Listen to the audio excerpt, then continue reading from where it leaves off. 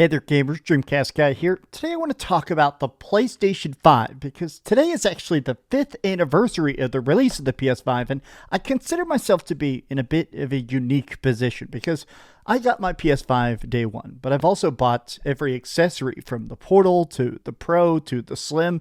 I've tried to buy and beat pretty much every single exclusive first-party or third-party exclusive. I've platinumed a lot of them, and I've got some thoughts. I gotta be honest that going into the PS5 generation, I think I was extremely excited by the idea of it. A lot of the promises of haptic triggers and no load times and 4K assets and crazy 60 FPS or games that run at 100 FPS, I feel like the promise of the PS5 was better than the PS5 itself. While I've still had a lot of fun, today I want to try and break down the goods and the bads and sort of just see how I feel now, because there's a lot of rumors that actually we're going to have the PS6 here in the next 2 or 3 years. And so here, past the halfway point, do I regret spending so much time and so much money on my PlayStation? No, but with a big caveat. Let's get into it. Hi, hope you're having a great day, and if you could please give this video a like and subscribe if you haven't already.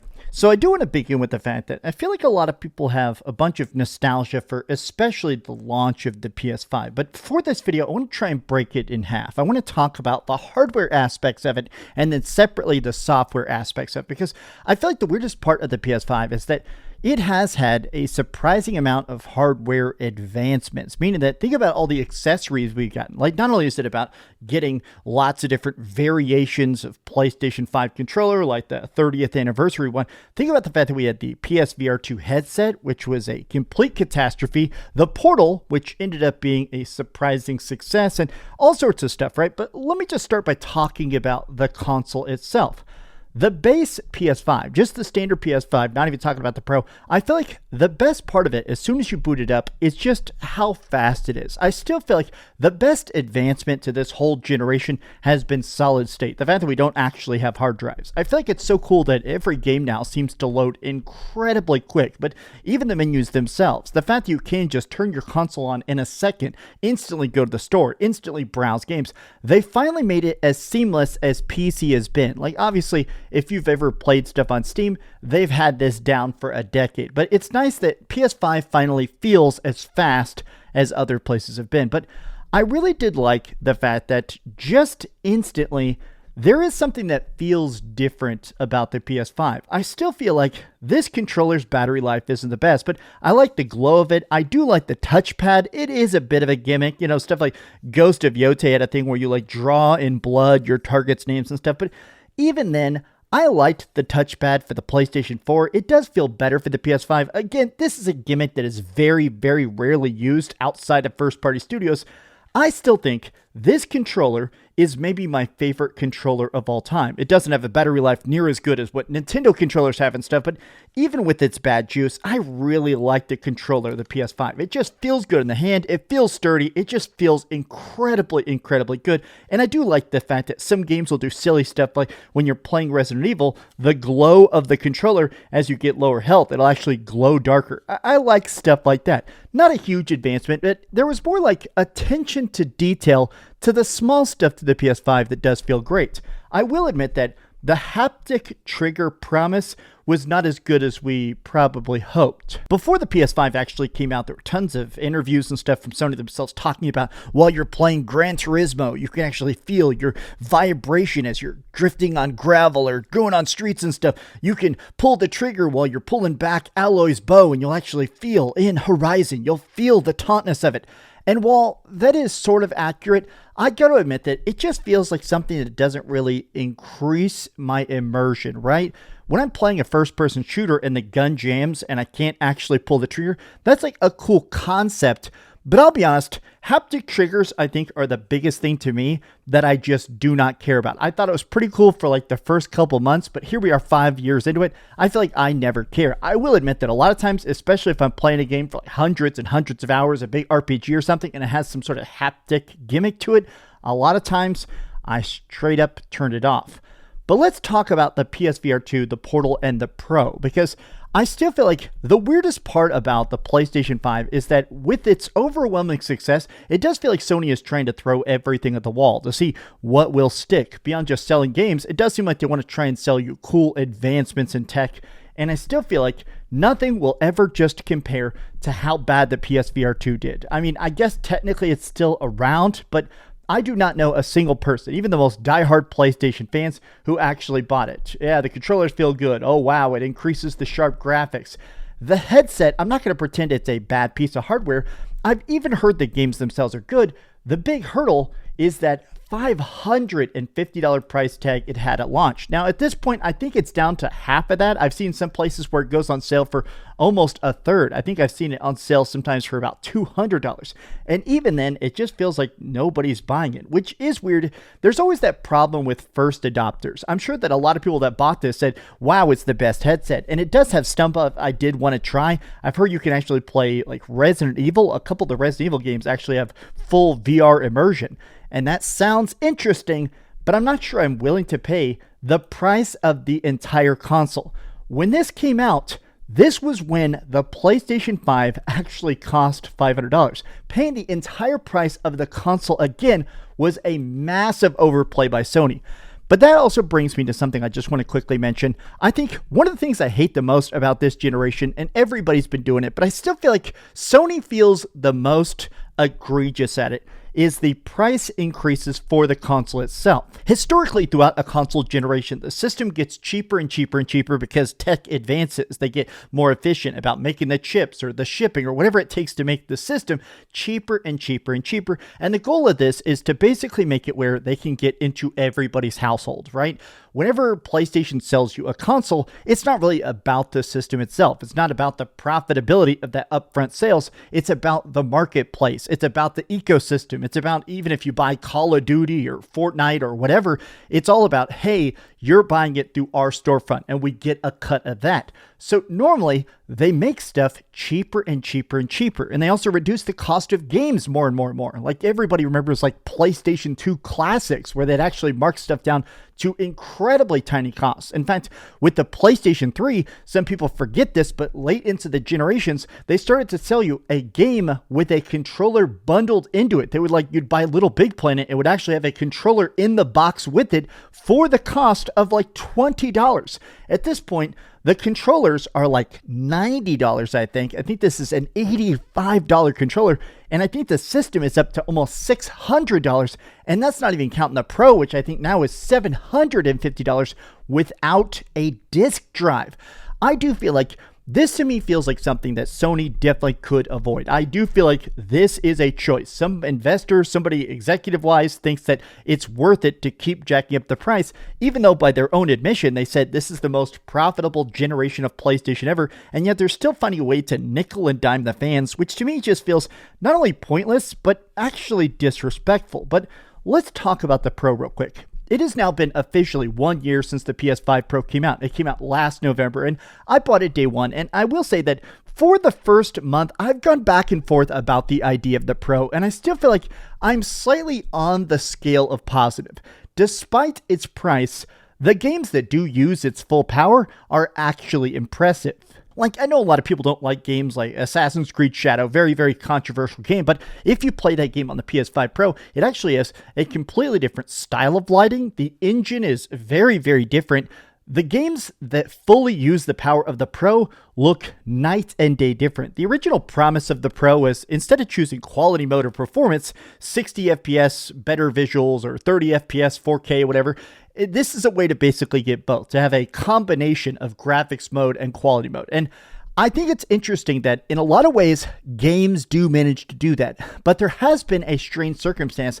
There have now been about 10 or 12 games that actually run worse on the PS5 Pro.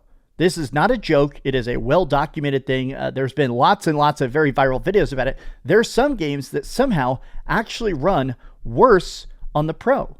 And this is just like a little, I'm like clicking through a random Digital Foundry thing, but there have been issues with the Pro where for some reason in its effort to try to upscale, in its effort to try and make these extra crisp, crazy visuals, it ends up having like some sort of weird glitch where it runs worse. Some games not only run worse on the PS5 Pro, they actually run systematically worse. There's like weird memory leaks where the longer you play on the Pro, the worse it runs. To me, this is unforgivable. This is just so psycho that it's even possible for it to run worse and worse and worse, right? It seems like the Pro should be the easiest slam dunk. Also, I do have to admit that it sucks there isn't more games even using the power of the Pro. The amount of games that actually have a PS5 Pro upgrade, they're very few and far between. But the games that do it, like Battlefield 6 and stuff, I feel like this year we started to get a lot more of them. It is impressive how much the power gets boosted on the Pro. Like the games that really use it, in my opinion, the Pro is worth it. It's still an expensive gadget, but to me, who plays a lot of PlayStation, I think the Pro is that cool extra boost. You know, $200 extra money, you're getting $200 of extra graphics. Cool, but not fantastic. But let me talk about the PlayStation Portal. This has been, by far, one of the biggest shockers to me. I bought a PlayStation Portal at launch, and I'll admit that for a very long time, it did gather dust. PlayStation's very all in on this idea of remote play. They've actually had it now for like almost 15 years. No, longer than that, almost 18 years. Now, originally, you could stream PlayStation 3 games onto your PlayStation Portal. It was very, very tiny, but your PlayStation Portal could actually stream stuff to it. Your PSP back in the day would work, and it was a little bit bad. I mean, internet back then was not the most fantastic. It was not the most seamless experience, but then they had this again on the PS4. With the PlayStation 4, you could stream your screen to your PlayStation Vita. Again, pretty dang cool. Whereas this generation, they really went all in on with it. The idea of being able to stream a PlayStation 5 to your phone or to another screen, or you can actually stream your PS5 screen onto a nearby PS4. It's an interesting concept, but Portal finally fully utilizes it. The PlayStation Portal is just straight up, it is a tiny streaming screen. But with its updates, it's run better. It actually has 3D audio now. The screen of it is fantastic. But I have to say, the coolest part of the Portal is that now it has cloud streaming technology. If you have PlayStation Plus Premium, which actually we're going to talk a lot more about here in a second, you can stream all sorts of games. 2,800 games are currently in the cloud, and they run shockingly good. No load times, instant run, they're surprisingly clean, there's very little input latency, and with how cheap the Portal is, I got my Portal. I ended up buying I bought one initially, and then I gave it to a friend of mine because he has a kid, and he ends up using it a lot more than I did, and then I bought one on Black Friday last year for $100, so definitely worth it to me. So technically I've spent $300 total on the PlayStation Portal, and honestly, I've gotten a lot of fun out of it. The updates make it show that clearly Sony cares about that, and they can tell that people are playing it a lot. It is a tinier device with a tinier audience and stuff. It does require you to basically not be a person just always gaming in front of their TV, but it's an interesting extra option that to me is very much worth it. So I gotta say, just from like a hardware aspect, I think that the PS5 is a good advancement. I feel like it's more than just a PlayStation 4 Pro. I do think that the PS5 does manage to sort of fulfill this extra leap in technological advancement that to me has felt extremely satisfying. But let's talk about the software side, because it doesn't matter how good your graphics are if you don't have anything to play. And in a lot of ways, I have a lot of complaints mostly about how bad, honestly, just how Sony's managed to handle their first party and how much they've managed to handle their exclusives. Now, technically, there has been a lot more exclusives than people give them credit for. I actually found this very great post made about a month ago on Icon Era. Huge props to this. This is a great compilation. It's every first-party PlayStation 5 game and their average Metacritic, broken down by year. And honestly, what I feel like this highlights, it's not that we're not getting enough games. I wish we were getting more. We are getting a decent amount, I guess. It's the fact that it really highlights this pivot in priority. Going into the PlayStation 5 generation, Sony said their main effort is to have less quantity but more quality. They basically said, we care a lot about having like big, crazy Metacritic scores, and if we have to release 20% less games to get 20% more score, to us it's worth it. We feel like it'll make the brand more successful in the long run if everything's a banger. And in that way, they have achieved their goal. I think it's interesting that the average Metacritic year on year has actually been a lot higher. But I have to admit that as a person that did play from the very beginning of the PlayStation 4 to the very, very end, I bought a PS4 day one. Man, I gotta say, I miss this. I miss this density of releases. Little Big Planet 3, Infamous Second Son, Infamous First Light, Dead Nation. Oh my god, I love that one a bunch. But look at this. Bloodborne, Helldivers, Tearaway Unfolded, Until Dawn, Everybody's Gone to the Rapture. So many games. Until Dawn, Russia, Blood. Like, it's to me, these lists, 23 games released in 1 year. Look at that. 23 games released in 1 year. Can you even imagine that now? Compare that to here. 9 games released in the 4th year of it. I'm not saying that there's not quite enough PS5 games, but I have to say that this release schedule, it's boring. I mean, to me, this is very, very boring. Even if Ghost of Yotei is a banger, Death Stranding 2 completely blew my mind. This amount of games and the constant remasters. Look at the amount of games that are considered new games. Last of Us Part 2 remastered. Oh man, so great. Spider-Man remastered. Uncharted Legacy of Thieves remastered. I feel like my big problem with the PS5 isn't necessarily that the games aren't good enough. It's that there's just not enough of them. And it's weird because they do still have the same amount of studios. It's not like Sony is doing the massive layoffs that Xbox has been doing. They've been doing some, but it's weird that there's still the same amount of Sony studios, and yet it feels like there's so much less output. I guess Sony did close a couple studios like Sony Japan, but it just feels like in general, we're getting so much less games. And I know there's longer dev cycle, but you used to get AAA, AA, and even indie style games all mixed together, and now it just feels like you don't at all. But this also brings me to the fact that I do think the games we're getting, graphically, gameplay-wise, I do think the higher quality. Stuff like Returnal, I think there's been a lot of really, really, really good PlayStation 5 games this generation that just didn't get talked about enough. I'll always defend it. I love the Spider-Man games. I think the entire Spider-Man trilogy, but Spider-Man Miles Morales, Spider-Man 2, to me, are fantastic. I'm a big, big Spider-Man fan, so maybe that's just me, but I almost wish we were getting more of that kind of stuff. More DLC or something, right? It's weird that they just release a game and then you don't see it or even hear it again for like 3 or 4 years. I kind of wish we were getting that era where you'd get a game and then a giant expansion, 6 months later, like what they did with Infamous Second Son and then Infamous First Light. It feels like Sony's obsession with quality has sort of made them forget that quantity, to some degree, does actually matter. But let me talk about the Classics catalog. On this channel now, for years, a specific thing I have been begging PlayStation to focus more upon is the idea of essentially backwards compatibility. I've been literally making videos about this now for over 10 years. I think I have literally my first video talking about the importance of back catalog stuff was almost 12 years ago, legitimately.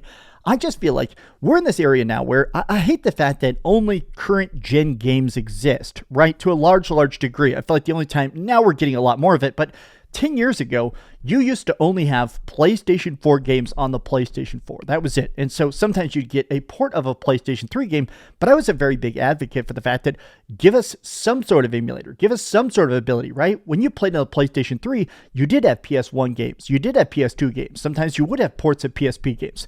They have finally started doing that with the PlayStation 5. And this generation, I'll admit that it was off to a slow start. Obviously, it's been 3 years now since the Classics catalog is fully rolled out. But now the fact that we are getting so many old school RPGs, the fact that we've got Legend of Dragoon, the fact that we can play almost every single current Final Fantasy except for Final Fantasy XI, you can now play Final Fantasy 1 through Final Fantasy 16 all in a row on PlayStation 5, including a lot of the spin-offs like Final Fantasy Tactics, Final Fantasy Crystal Chronicles. That to me is incredibly important. The catalog now, in my opinion, is very, very worth it. I mean, the fact that you can play Resident Evil and Dino Crisis, all that stuff on your PS5 in 4K with save states, with filters, with rewind, I'm glad it has finally caught up. I feel like I'm in a spot where, as a very hardcore gamer that's been gaming since pretty much my first memories, I'm glad the PS5 feels like an all-encompassing gaming device. It still feels like it needs more games. I can't say I'm exactly ready for the next generation, but with the graphics, the power of it, as good as the PS5 is, I want it to almost stick around longer. I'm not sure I'm ready for the PlayStation 6. I feel like this should be a 10-year generation because at the very least, I would like to see more PlayStation games on there done by PlayStation. Is the output worth it? I'm not sure. Am I unhappy with the PS5? The Pro, the Slim? No, I think I'm still satisfied. But how do you feel about the PlayStation 5 now, 5 years into it? When did you get it? Obviously, there were tons of shortages for that first 2 years, but tell me your thoughts in the comments down below. And if you enjoyed this video, be sure to give it a like, subscribe, if you haven't already, and please keep dreaming. This video is going to take forever to edit. This is it's like 25 minutes of raw footage. Oh God, this video is going to be long as hell. Thanks so much for watching that video. If you want to see something else, you can always click this link to see what I put up last, or, subscribe and see what's coming up next. Also, I promise that whatever I do, it'll try not to suck.